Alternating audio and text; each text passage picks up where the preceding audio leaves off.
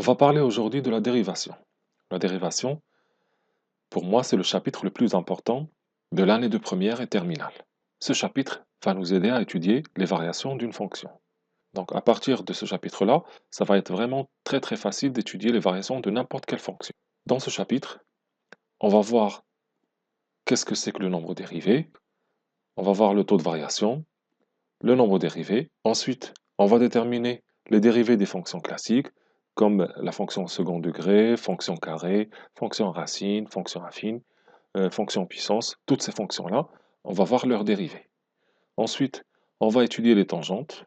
On va essayer de déterminer l'équation d'une tangente en un point. Et enfin, on va finir par un algorithme qui va nous permettre de construire des tangentes. Cette capsule traite la première partie. Donc, commençons par le nombre dérivé. Donc, on va voir qu'est-ce que c'est que le taux de variation.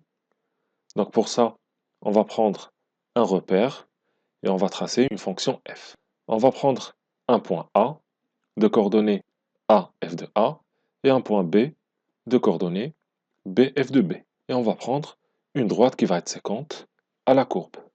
Et donc, l'objectif, c'est de déterminer comment va varier f entre A et B quand x varie entre petit a et petit b. Et donc, si on regarde ici, entre A et B, on va avoir B moins A. Et entre f de B et f de A, ça va être f de B moins f de A. Et donc, le rapport entre f de B, f de A et B moins A, c'est ce qu'on appelle le taux de variation. Donc, on appelle taux de variation d'une fonction f entre A et B le quotient delta f sur delta x entre parenthèses A et B qui va être égal à f de B moins f de A sur B moins A. Donc, comme c'est une variation entre f de B et f de A, on écrit delta f entre A et B. C'est-à-dire comment va varier la fonction quand x varie entre A et B. Donc maintenant, on va faire un petit exemple. Je vous demande de calculer le taux de variation de la fonction qui est définie par f de x est égal à 2x moins 1 entre 1 et 3. Et une deuxième question, donc calculer le taux de variation de la fonction f qui est définie par f de x est égal à 4 moins 3x entre 1 et 1 plus h. Donc je vous laisse réfléchir à cet exemple et on corrigera après. Passons à la correction. Donc, pour déterminer le taux de variation entre 1 et 3, il suffit juste de calculer delta f sur delta x entre 3 et 1, qui va être égal à f de 3 moins f de 1 sur 3 moins 1. Donc, en remplaçant x par 3 et 1, on va trouver 2 fois 3 moins 1, moins 2 fois 1 moins 1, le tout divisé par 3 moins 1. Ce qui fait 5 moins 1 sur 2, ce qui donne 2. Et donc, le taux de variation de la fonction f entre 3 et 1 est égal à 2. Passons maintenant à la deuxième. De la même façon, on va calculer delta f sur delta x entre 1 plus h et 1, ce qui donne f de 1 plus h moins f de 1 sur 1 plus h moins 1. Donc, en remplaçant dans f par 1 plus h et 1, ce qui donne 4 moins 3 facteurs de 1 plus h moins 4 moins 3 fois 1, le tout divisé par h, ce qui donne 4 moins 3h moins 1, le tout divisé par h. Donc 4 moins 3 moins 1, ça fait 0. Donc ça nous donne moins 3h sur h. Et on simplifie par h, ce qui fait moins 3. Et donc le taux de variation de la fonction f entre 1 et 1 plus h est égal à moins 3.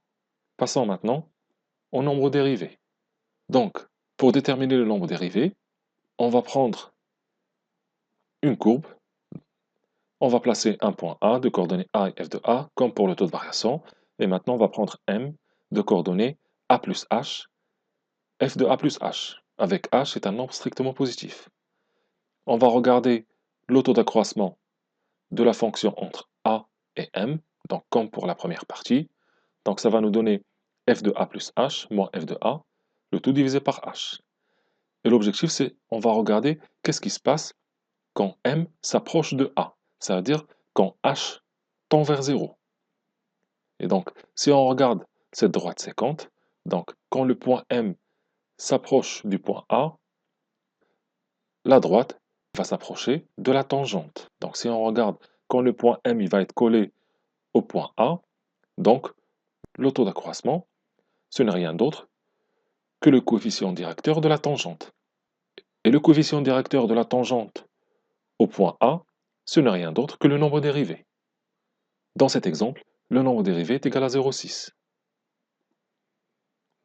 Donc, soit une fonction f qui est définie sur un intervalle i, donc comme tout à l'heure, on va prendre un réel a de cet intervalle. On considère le taux de variation ta de la fonction f qui va être entre a et a plus h, et on dit que f va admettre un nombre dérivé en a qui va être noté f' de a si et seulement si t de a admet une limite finie. Donc ça veut dire que quand je fais tendre h vers 0, je dois trouver un nombre fini. Dans ce cas-là, on va écrire f' de a va être égal à la limite quand h tend vers 0 du taux d'accroissement, qui est égal à f de a plus h moins f de a sur h. On dit alors que la fonction f est dérivable en a. Donc, je répète, le nombre dérivé en a, ce n'est rien d'autre que la limite du taux d'accroissement au point d'abscisse a, c'est-à-dire la limite quand h tend vers 0 de f de a plus h moins f de a, le tout divisé par h. Donc maintenant, on va voir comment calculer ce nombre dérivé algébriquement et graphiquement. Première méthode, on va voir comment déterminer le nombre dérivé en un point d'abscisse a. Donc pour ça, on va calculer d'abord f de a, ensuite, en utilisant le taux d'accroissement ou bien le taux de variation entre a et a plus h, on va calculer f de a plus h moins f de a, le tout divisé par h, comme pour l'exemple 2 de la première partie. Donc, une fois qu'on a calculé ça, on va essayer de simplifier au maximum, et ensuite on va faire tendre h vers 0. Qu'est-ce que ça veut dire concrètement? Ça veut dire que je vais essayer de remplacer h par 0. Quand on dit on fait tendre h vers 0, ça veut dire h va prendre un nombre qui est très petit. Ça veut dire, on va dire 0,000001. Et du coup, on va voir la limite quand h tend vers 0 de f de a plus h moins f de a sur h, qui va être égal au nombre dérivé si ce nombre-là est fini. Sinon, on va dire que le nombre dérivé n'existe pas. Maintenant, la deuxième méthode, c'est comment déterminer graphiquement le nombre dérivé. Donc, imaginons, on a un graphique, et on veut déterminer par exemple le nombre dérivé au point A, c'est-à-dire au point d'abscisse moins 2. Donc pour ça, on va essayer d'identifier la tangente à ce point-là, et ensuite, on va déterminer son coefficient directeur. Ce coefficient directeur, ça va être le nombre dérivé. Donc par exemple, si je cherche le nombre dérivé au point d'abscisse 1, c'est-à-dire au point B, bah, ça va correspondre au coefficient directeur de la tangente bleue. Si je cherche f' de 3, ça va correspondre au coefficient directeur de la tangente noire. Passons maintenant à quelques exemples. Exemple 2.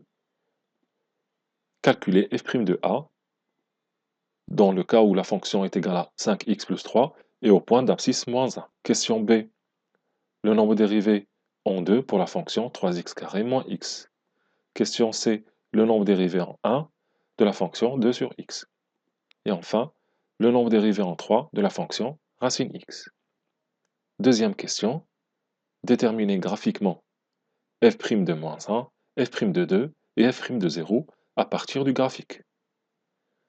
Je vous laisse réfléchir à ces deux exercices et on corrigera après.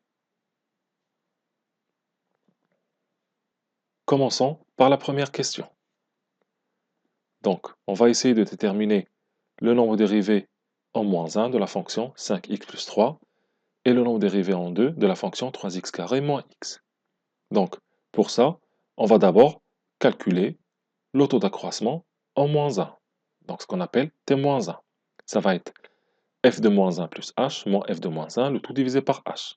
Donc ici, il suffit juste de remplacer x par moins 1 plus h, ce qui fait 5 facteurs de moins 1 plus h plus 3, moins 5 fois moins 1 plus 3, le tout divisé par h. Après simplification, ça va nous donner moins 5 plus 5h plus 3 plus 5 moins 3. 5 moins 5, ça fait 0, 3 moins 3, ça fait 0, donc il va nous rester 5h sur h. On simplifie maintenant par h, ça va nous donner 5. Maintenant, le résultat qu'on vient de trouver, c'est le taux d'accroissement en moins 1. Donc maintenant, on va essayer de voir qu'est-ce qui se passe quand h tend vers 0. Mais si on regarde ici, 5, c'est une constante. Donc, je n'ai pas de h, donc je ne vais pas remplacer h par 0. Donc, ça va nous donner 5. Il n'y a pas de changement parce qu'il n'y a pas de h dans le résultat. Du coup, f' de moins 1 est égal à 5. Passons maintenant à la question B. Donc, de la même façon, je vais calculer le taux de croissance en 2, ce qui fait f de 2 plus h moins f de 2, le tout divisé par h.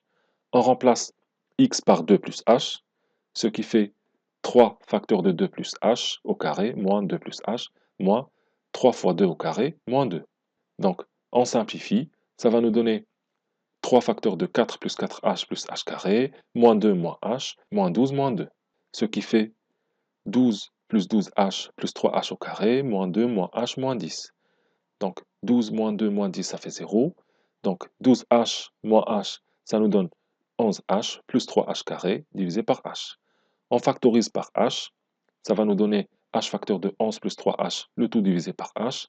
Maintenant, on simplifie par h. Donc je rappelle que h est strictement positif, ce qui donne 11 plus 3h. Maintenant, ce que j'ai trouvé, c'est le taux d'accroissement en 2.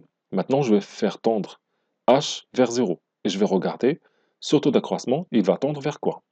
Donc, si je remplace h par 0, ça va nous donner 11. Et donc, le nombre dérivé, f' de 2, est égal à 11. Passons maintenant aux questions C et D. Donc, de la même façon, je vais calculer pour la première le taux d'accroissement 1. Donc, T1, ça va être f de 1 plus h moins f de 1 divisé par h. En remplaçant, ça va nous donner 2 sur 1 plus h moins 2 sur 1, le tout divisé par h. On simplifie le numérateur, ça nous donne 2 moins 2 facteurs de 1 plus h divisé par 1 plus h, le tout divisé par h. Ce qui fait moins 2h sur 1 plus h, le tout divisé par h. Donc on va simplifier ces deux fractions. Ça va nous donner moins 2 sur 1 plus h facteur de h. On simplifie par h, ça fait moins 2 sur 1 plus h. Et maintenant, comme pour les premières questions, on va faire tendre h vers 0, ce qui donne moins 2 sur 1, ce qui fait moins 2. Et donc, f' de 1 est égal à moins 2. Passons maintenant à la dernière. Donc, on calcule T3, ce qui fait f de 3 plus h moins f de 3, le tout divisé par h. Ça fait racine de 3 plus h moins racine de 3, le tout divisé par h. Avant de remplacer h par 0, on va simplifier cette écriture. Donc ici, je vais utiliser le conjugué. Donc, je multiplie par le conjugué, ça va nous donner racine de 3 plus h moins racine de 3, multiplié par racine de 3 plus h plus racine de 3. À partir de ça, on va utiliser la troisième identité remarquable. A moins b facteur de a plus b, ça fait a carré moins b carré, ce qui fait racine de 3 plus h au carré moins racine de 3 au carré. Ce qui donne 3 plus h moins 3 divisé par h facteur de racine de 3 plus h plus racine de 3. 3 moins 3, ça fait 0, donc ça nous donne h sur h facteur de racine de 3 plus racine de 3. Je simplifie maintenant par h, ce qui fait 1 sur racine de 3 plus racine de 3. Maintenant, si je fais tendre h vers 0, ça va donner 1 sur racine de 3 plus racine de 3, ce qui fait 1 sur 2 racine de 3. Et donc, f' de 3 est égal à 1 sur 2 racine de 3. Passons maintenant à la lecture graphique. Donc ici, on nous demande de calculer f' de moins 1, f' de 2 et f' de 0. Donc commençons par f' de moins 1. Donc la première chose, je dois identifier le point de la courbe d'abscisse moins 1. Donc c'est celui-là. Et on va regarder la tangente en moins 1. Donc il suffit juste de calculer le coefficient directeur de cette tangente. Donc on va regarder qu'est-ce que ça va faire comme déplacement horizontal. Donc ça fait plus 1, plus 2. Et donc, le coefficient directeur d'une droite, c'est déplacement vertical sur déplacement horizontal, ce qui fait 2. Passons maintenant à f' de 2. Donc, le point d'abscisse 2 est celui-là, et donc la tangente, ça va être celle-là. Donc, de la même façon, je vais regarder le rapport du déplacement vertical sur déplacement horizontal. Donc, on va avoir plus 2 et moins 1. Donc, ce qui fait moins 1 sur 2. Je rappelle que le coefficient directeur, c'est le déplacement vertical sur déplacement horizontal. Enfin, f' de 0, donc on regarde la tangente au point d'abscisse 0, donc c'est celle-là, et comme c'est une droite horizontale, son coefficient directeur est égal à 0. Pourquoi? Parce que le déplacement vertical ici n'existe pas. Et ça va nous faire 0 sur 2, ce qui fait 0. Et voilà pour cette première partie.